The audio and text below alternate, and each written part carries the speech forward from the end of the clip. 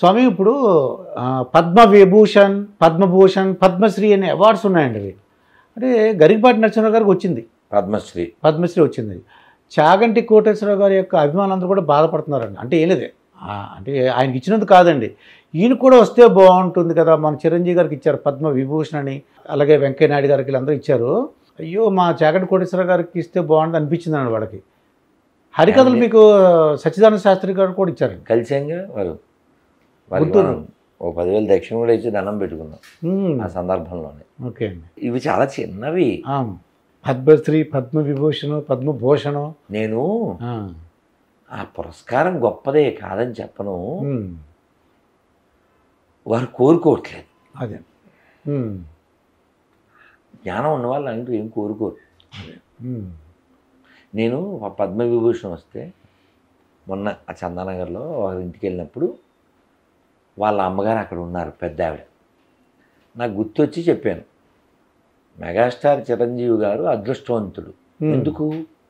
పద్మవిభూషణ్ వచ్చినందుకో లేకపోతే పద్మశ్రీ వచ్చినందుకో కాదు, ఆయన తాత వయస్సు 60+ కదా. అవును. ఇంకా వాళ్ళ అమ్మగారు ఉన్నారు. అవును. అందుకు ఆయన అదృష్టవంతుడండి. ఇవేంటి సార్, ఏదో హిందీ సినిమాలో నా దగ్గర అది ఉంది ఇది ఉందని వాడు ఏదో చెప్తే మేరే పాస్ మా, అలాగా చిరంజీవి గారు అదృష్టవంతుడు. ఎందుకంటే ఇంకా వాళ్ళ అమ్మగారు ఉన్నారు, ఈయన దోశలో వేసి పెడతాడు. కరెక్ట్ అండి. అంత అదృష్టం ఇంకేంటి చెప్పు, నువ్వు ఏమిస్తే వస్తుంది చెప్పు.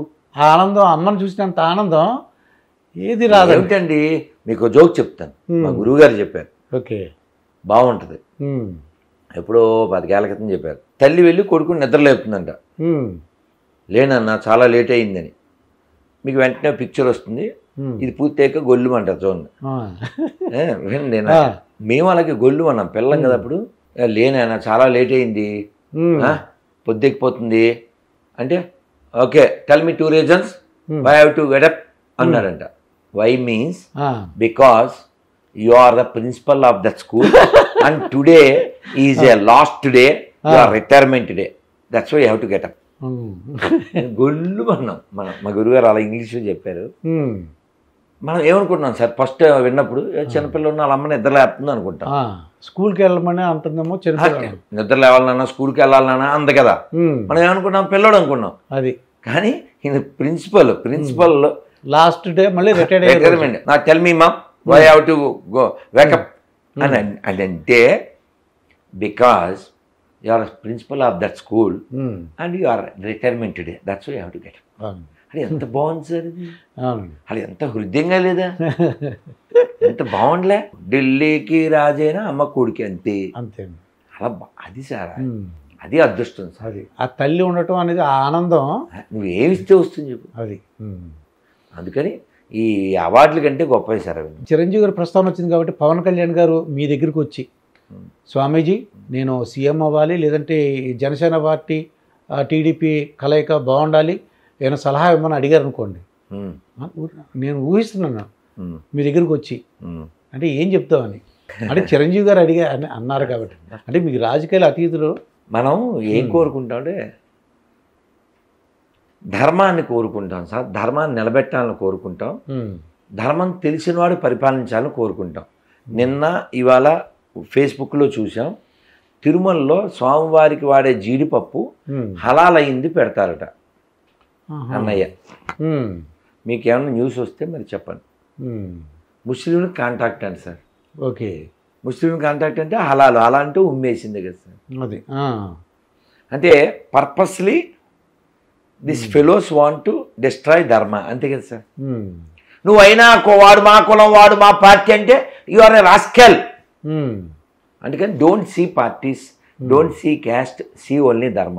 అది చాలా దరిద్రమైన విషయం ఏంటంటే, పాలకొల్లు దగ్గర కాలువలో జాలర్లకి అమ్మవారి విగ్రహం దొరికింది. వాళ్ళు అక్కడ పెట్టుకుని పూజలు చేస్తున్నారు. మొన్న చేస్తుంటే గొర్రెలు, మతం మారిన గొర్రెలు అంటే మనకు పుట్టిన వాళ్ళు, వాడి పేరు శంకర్ సుబ్రహ్మణ్యం, వాళ్ళు ఉండి అంటే ఈ క్రైస్తవం ఎక్కితే ఉందని మైండ్ దొబ్బుద్ది కదా, లో ప్రొఫైల్లోకి వెళ్ళిపోతారు. ఆ అమ్మవారి విగ్రహం పక్కనే వీళ్ళు ఎండిపోయిన శవాన్ని పెట్టేశారు. ఎండిపోయిన శవం 2 చెక్కల మీద పెట్టేసి మైకెట్టి అడావిడి. వాడు మనకి పుట్టినోడే, ఈ బ్రిటిష్ వాళ్ళు వాళ్ళ ఇంటికి ఏం రాలి, అయినప్పటికీ వాడు అలా ఫీల్ అవుతాడు. బ్రిటిష్ వాళ్ళు వాళ్ళ ఇంటికి వచ్చారు, వాళ్ళ ఇంట్లో ఏదో చేసేవాడు పుట్టాడు అలా అనుకుంటాడు. అలా వాడు ఆ సైకో మెంటాలిటీతో అందులో ఒక గొర్రె తోడేలుగా మారి అమ్మవారి విగ్రహాన్ని రేపేస్తా, ఈ సాతాను దీన్ని లేకుండా చేస్తానని దాన్ని ఎక్కడో కాలంలోనూ ఇంకెక్కడో వేసాడు.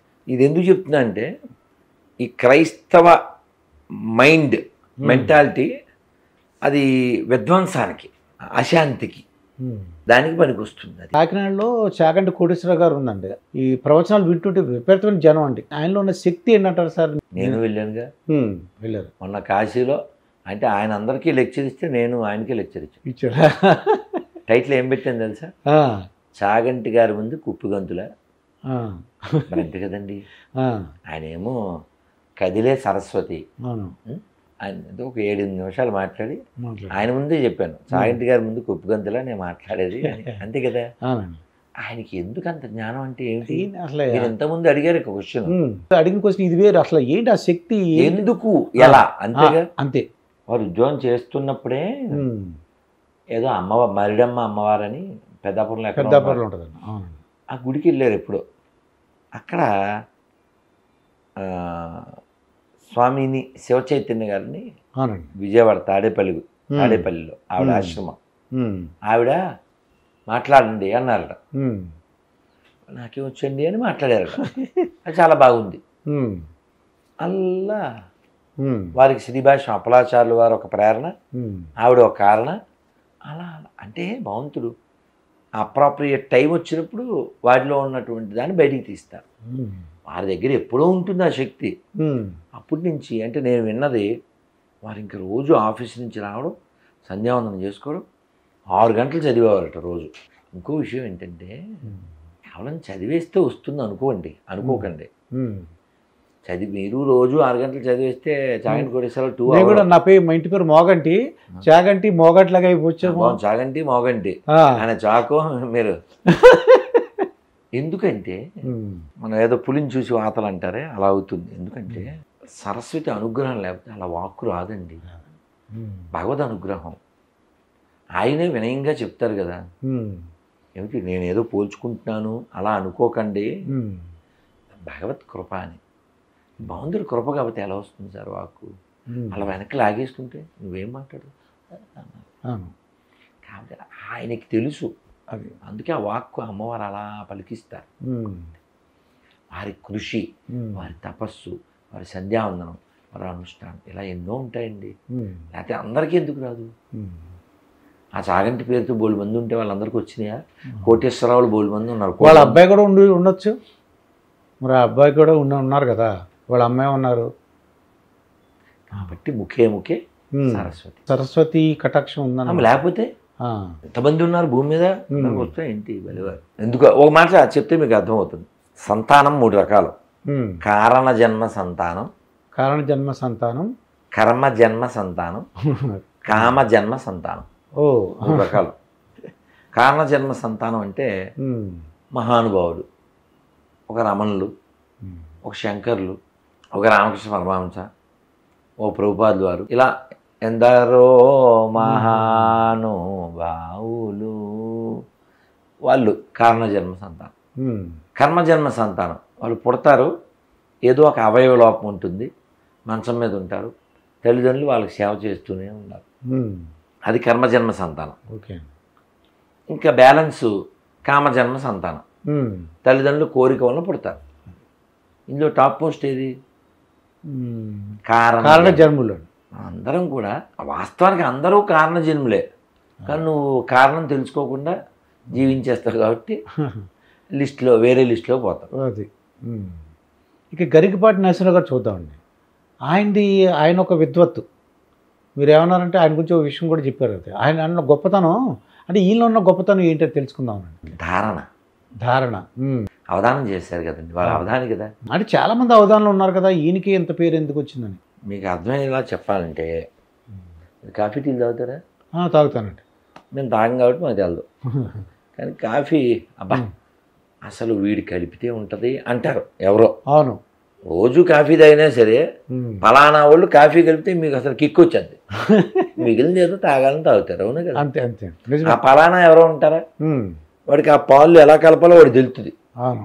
అదేదో వీడియో చూశానండి, ఉమ్. ఆ గిన్నె పట్టుకున్నాడు, ఉమ్. ఇసుకలో పెట్టాడు, ఇసుకలో కొండ లాంటిది ఒకటి ఉంది, ఓకే. మట్టిది, ఉమ్. అవన్నీ ఇసుకలో వేపాడు సార్. ఉమ్.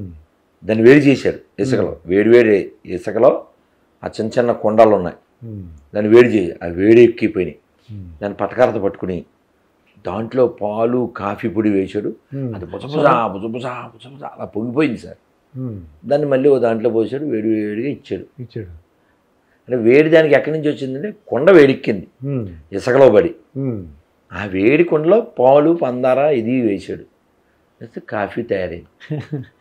ఇంకో రకం ఏదో చూశాను, ఇలా తిప్పి అది పొంగడం మళ్ళీ వేడి, ఓ రకరకాలు. అవును. అంటే దానికి టేస్ట్ రావడం కోసం రకరకాల విన్యాసాలు, రకరకాల పద్ధతులు. కాఫీకి ఎంత సినిమా ఉంటే ఆ. వ్యక్తిలో ఉండదు ఏంటండి, అవును. వ్యక్తిలో ఉండదా? ఉమ్. అన్ని కాఫీలే, మీరు పలానా కాఫీ ఎందుకన్నారు, ఉమ్.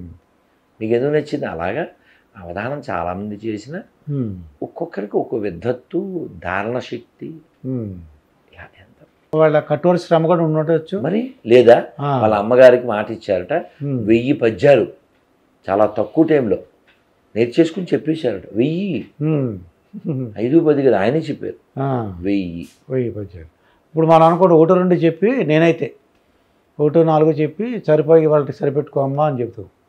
ఇంక 1000 అయ్యే లోపల మనం సమాధి అయిపోతాం కదా సార్. అవును. అవునా? ఉమ్. అని చాలా తక్కువ టైంలో చేశాను. అలా ఏమండి శ్రమ, ఏమంటే ఇంగ్లీష్లో మాట ఏంటి, నో పెయిన్ నో గెయిన్. అవును. No pain no gain. అంతే కదా. ఉమ్.